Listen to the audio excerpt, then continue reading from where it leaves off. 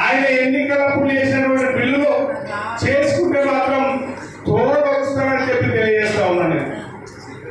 ఎందుకంటే ఈరోజు ఆయన ఎన్నికల కోసం వాగ్దానం చేసి చేపించుకున్నాం.